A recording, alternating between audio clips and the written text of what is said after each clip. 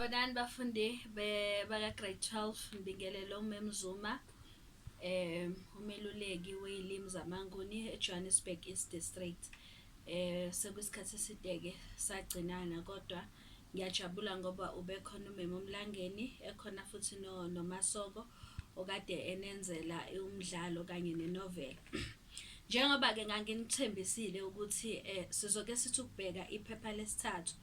Abantu abaningi-ke iphepha lesithathu balithathela phansi, ababoni ukuthi iphepha mhlampe okufanele kuyikhathaze ngalo ulifundi.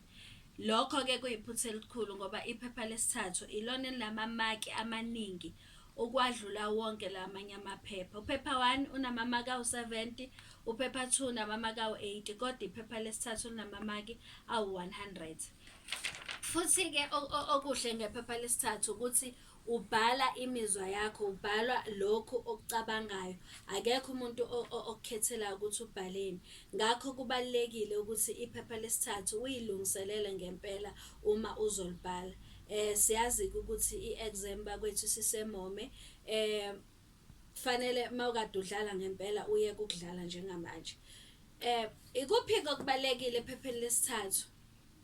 Ake siqale-ke nje namhlanje sibheke izindaba ama-essay. Siyazi ukuthi indaba inamamaki awu-50. Right. Yini into eyenza nilahlekelwa amamaki kwi-essay? I-essay bakwethu, into ebalulekile, amamaki amaningi kakhulu makuma kwi-essay, amamaki okuqukethwe. Okuqukethwe uma kungagelezi, kunganembi esihlokweni, amamaki suke alapho. Loya 30 loya lesa sikhumbula uqu sa-30 siyehla. Mase kwehle lapha-ke kokuqukethwe vele lokho okunye ku-5 marks, okunye ku-15 marks ulimi. Akukho-ke ama-marks a-10 obe usuwathola ngoba usuke usulahle lapha kokuqukethwe. Yini-ke into eyenza ukuthi nilahle amamaki lapha kokuqukethwe? Ingoba aniziqapheli izindaba ukuthi le enjani, le enjani, le enjani, le enjani. Uthola ukuthi uphendula indaba ewuhlobo oluthize kodwa uliphendule ngolunye uhlobo. Right. Angakudidiki ukuthi ngichaza ukuthini. Siney'nhlobo ey'nhlanu zey'ndaba bantabami. Indaba yokuqala ilesithi elandisayo. Elandisayo ka-English le bayibiza nge-narrative essay. Bese siba neyesibili echazayo. Echazayo ka-English bayibiza nge-descriptive. Bese siba neningayo. Eningayo i-reflective. Bese siba neqhathanisayo. Eqhathanisayo i-discursive. Bese siba neyokugcina edazinkani. Le dazinkani esithi argumentative. Right. Lezi ndaba zonhlanu azifani futhi akumele ukuthi enye uyiphendule engathi ubhala enye. Ake ngiqale nje ngale landisayo. Uyayizwa iyalandisa. Ukhuluma ngesigameko esithize. Lesi sigameko siqala sisincane, sikhule sidundubalele esicongweni sifike kuvuthondaba uze uyivale uyiphethe indaba yakho. Right. Elandisayo futhi kuyenzeka ukuthi unikezwe isimo sokukhuluma. Isimo sokukhuluma kungayisaga, kungayisisho, kungayini. Kodwa leso simo sokukhuluma uzolandisa ngaso. Ukulandiswa kwakho kuzobe kweyame esigamekweni esithize esisuke sisho leso simo sokukhuluma. Isibonelo, inxeba lendoda kalihleko. Uyabo? Isigameko leso esithini esithi ungabe umhleko omunye umuntu uma esenkingeni ngoba kusasa kungawe. Ngakho-ke isigameko uzobe ukhuluma ngaso uzobe ulandela esikhuluma ngaleso sigameko ukuthi ikuphi lokho okwenzekile okwenze wafunda ukuthi inxeba lendoda alihlekwa na.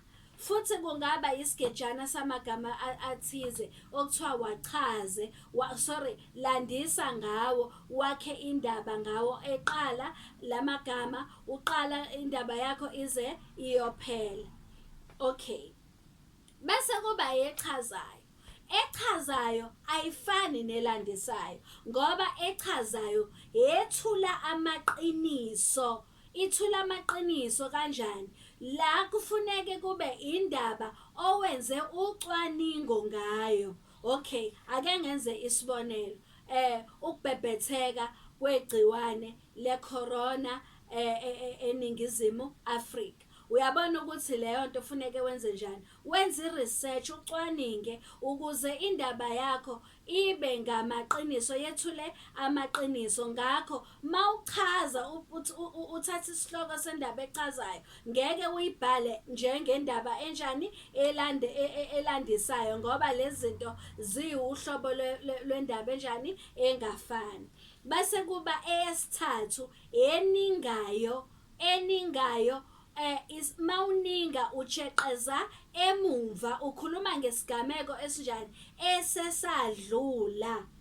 Uyayizwa leyo nto? Awukhulumi ngento eyenzeke manje kodwa uyajeqeza emumva, kusho ukuthi ukhuluma ngento eyadlula eyenzeka. Ngakho uzoninga ngoba uzolokhe ujeqeza emumva. Ngakho mawuninga futhi ngeke ubhale njengomuntu onjani ochazayo ngoba lezi ndaba zombili zisho izinto ezimbili enjani ezingafani. Bese kuthi yesine eqhathanisayo. Leqhathanisayo ke yileveza inhlangothi ezimbili, ubuhle nobubi bokuphathwa komakhalekhukhwini ezikoleni. Ubuhle nani nobubi. Uyabo kwathiwa ubuhle loya uchaza ukuthini? Izinhlangothi zombili. Ngakho mawusubhala uzoziveza phela zombili lezi inhlangothi. Uzoqala ukhulume ngobuhle uqede, bese ukhuluma ngobubi uqede, bese kuthi ekugcineni bese kuyasho ke wena ukuthi kulezi inhlangothi zombili iluphi uhlangothi wena ohambisana nabo. Ngabe wena uthi kuhle ukuthi umakhalekhukhwini bephathwe ezikoleni noma uthi kubi? Nawe uyagxeka lokho. Ekugcineni uzovala ngani? Ngohlangothi wena ovumelana ngayo. Okay, bese kuthi ke leyo kugcina edazinkani asigezi le dazinkani ke iyona ke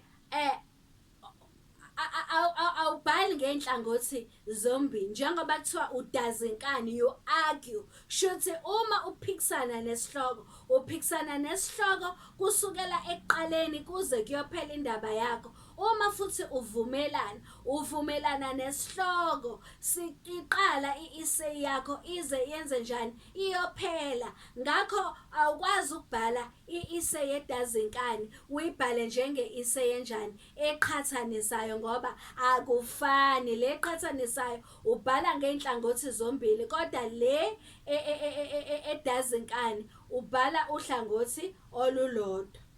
Okay, ake ngenze isibonelo. Ake ngithathe sona lesi sihloko lesi okade senze isibonelo ngaso endabeni eqhathanisayo. Mangathiwa ukuphatha ukuvunyelwa kwabafundi ukuba baphathe omakhalekhukhwini ezikoleni kunobuhle nobubi. Luthini uvo lwakho ngalesi statement? Uyabona ke lapho ke awuqhathanisi kodwa wenze njani? Udaza inkani ngoba kuthiwani luthini uvo lwakho. Shuthi wena isho izimvo zakuthi wena uthini, uyavuma noma uyaphika. Ngakho mawuvuma uzovuma indaba iqala iziyophela noma uphike futhi indaba iqala izenze njani? Iyophela. Into ke enenza ukuthi ama-marks ngigcineni walahlile ukuthi uthola ukuthi uthatha isihloko sendaba eqhathanisayo kodwa uyibhale njengendaba enze njani? Edazinkani. Ngakho imigomo yokubhala indaba eqhathanisayo usuyephulile. Lokho sekwenzela ukuthi ama-marks lapha kokuqukethwe aseyadleka, ayancipha, awasabi amamaki amanjani? Amakhulu ozokwazi ukuthi usheshe uthole loya 50 kufanele uthole kwi-essay. Bese kuzoba ke abantu abami yini? Izithombe. Abantu abaningi ke bayayisaba iy'thombe. Iy'thombe mina ngiyayithanda kakhulu ngoba isithombe akekho umuntu okukhethelayo ukuthi lesi sithombe siyalandisa, lesi sithombe siyachaza, lesi sithombe sidaza inkani noma lesi sithombe siyaqhathanisa. Kodwa ngokubuka nje isithombe uwena ozenzela ini, ozenzela isinqumo sokuthi uyachaza ngale ndaba, ngalesi sithombe sakho udaza inkani noma uyaqhathanisa noma uyaninga noma wenze njani. Isithombe ke into ebalekile mawubuka isithombe, right? Ake ngithi nje isibonelo, kuvezwe isithombe mhlambe sendandatho, kubekwe indandatho.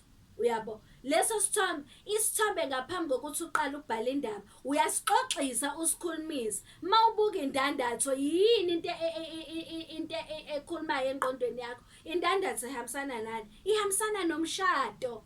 Ungabhala ngomshado kadadewenu, indumezulu yomgcaco kadadewenu, kwagcagcwa kungena ikhetho, kungena umthimba, kwenza njani esigcawini, iphoyisa lenkosi libabuza ukuthi ngabe uyamthanda na. Ungabhala ngalokho. Ungabhala futhi uchaza umshado ukuthi uyini umshado, uphakathi uhlanganisa imindeni emibili, uchaza. Unganinga futhi mhlambe ubhale ngomshado ongazange uphumelele wesihlobo sakho. Ungaqhathanisa mhlambe ngawo umshado, uqhathanisa ini, impilo yabantu abashadile nempilo yabantu abangashadanga. Ungadaza futhi inkani, usho ukuthi umshado mubi uma uthi mubi, usho futhi ukuthi umshado muhle uma uthi muhle umshado. Okubalekile esithombeni ukubheka isithombe, uxoxisane nesithombe, bese kuthi lokho automatically ozothi mawuxoxa ngakho kuzobe sekukunika ukuthi yini into ongabhala ngayo ngaleso sithombe na. Abantu abaningi bayasaba, kodwa isithombe mina kube ngumfundi isona engabe ngiyasikhetha, ngoba akekho umuntu ozothi lesi sithombe bekufanele ngabe uqhathanisile, bekufanele ngabe uyaninga, bekufanele ngabe uyachaza, bekufanele ngabe uwenze njani, udaza inkani. Ngakho ikona-ke okubalulekile lokho, right?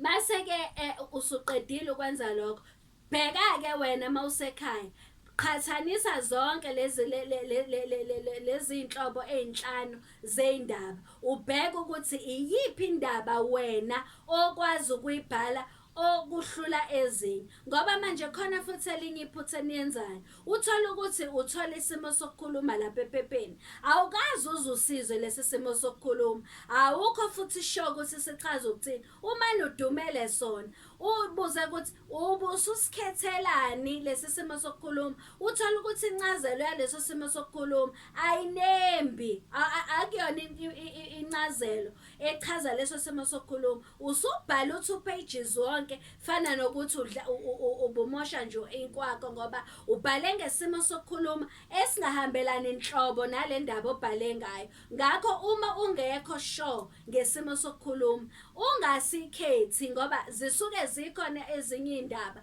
ongakhetha kuzona futhi okucacile ukuthi zithini.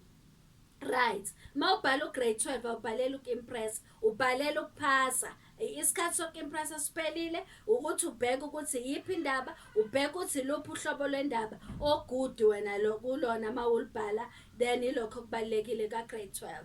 Then mawususungenile-ke endabeni, uyazi ukuthi awumane nje uhlale phezu kwendaba, wenza amalungiselelo. Ukubhala indaba kufana nokwakha indlu, bantabami. Mawakha indlu uqale uqoqe ini, uyayidweba indlu yakho, uyidwebe ukuthi izoma kanje. Then masuqeda ukuyidweba, uqoqa imaterial le oyenzaphi kumalungiselelo. Amalungiselelo akho uyawahlukanisa ngokwamaphuzu, ukuthi lapha kulela phuzu lokuqala okuzobe kuyisingeniso sami ngizokhuluma ngokuthi, kuleli phuzu lesibili isigaba sokuqala lesiya ngizobe ngikhuluma ngokuthi, kanjalo indaba yakho izuyofika kuphi? Esiphethweni. Uma futhi uyibhala indaba yakho ifana nendlu, wena wabona makwakhiwa indlu, izohlukana amazinga amathathu, izoba nesisekelo, angithi indlu iba nesisekelo, ifoundation, ibe nani nezindonga, bese izoba nani nophahla phezulu. Nendaba yakho ke izoba njalo, uzoyingenisa, ukuyingenisa usuke nje uthi fahla ngokuthi uzokhuluma ngani endabeni yakho.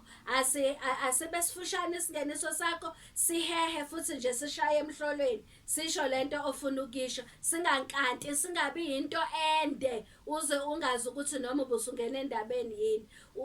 Mawususuphuma esingenisweni wequmuqa, uqaleke manje ungene emzimbeni wendaba yakho. Umzimba uhlukaniswe yini izigaba ngokwamaphuzu akho lawa owaveze lapha mawusalungiselela indaba yakho. Kungabe uyilungiselele ngobulwembu noma kanjani, kodwa ilandelana kanjalo indaba yakho.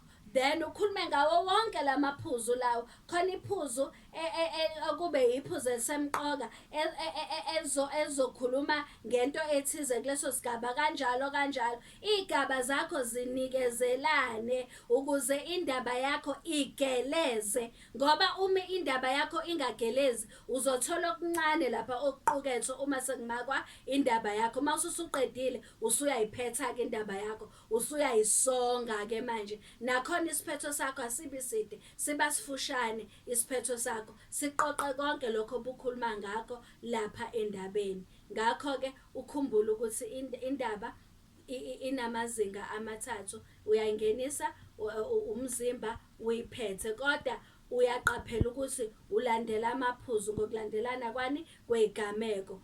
La maphuzu lawa owabhala lapha mawusayilungiselela indaba yakho, iwona azokusiza ukuthi ungaxovi igameko, kodwa indaba yakho ihambe ngokulandelana kwey'gameko ukuze igeleze. Ngiyabonga, ngiyathemba ukuthi khona enikucoshile. Asikwazi ukulula kakhulu ngoba amavidiyo akufuneki abe made kakhulu. Sizophinda futhi sithinte okunye ephepheni lesithathu. Ngiyabonga, nifunde kahle, ngikufisela inhlanhla, nisale kahle.